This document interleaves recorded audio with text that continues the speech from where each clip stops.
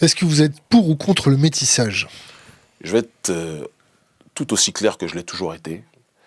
Je suis opposé de manière systématique au métissage industriel imposé. Du style, Quoi, ça?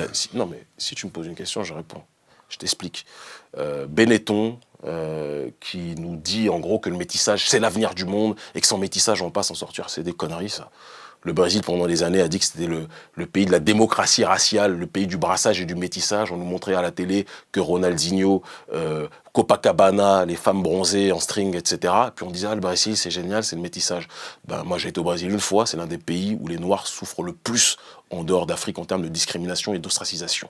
D'accord? Les ghettos qu'il y a à la Cité de Dieu, c'est pas qu'un film, c'est des réalités sociales et politiques.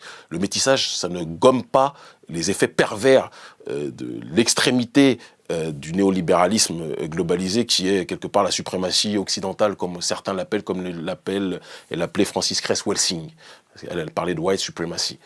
Et donc le métissage n'est pas la solution au problème ou au rapport entre les différents peuples de l'humanité. Maintenant, un individu qui rencontre une individu, une peut être noire, l'autre peut être blanc, l'un peut être noir, l'autre peut être blanche, les rapports entre personnes individuelles, ça ne me pose aucun problème. Je suis qui pour parler de ça? Mais je refuse qu'on me dise que le métissage est la solution aux problèmes du monde parce que c'est des bullshit.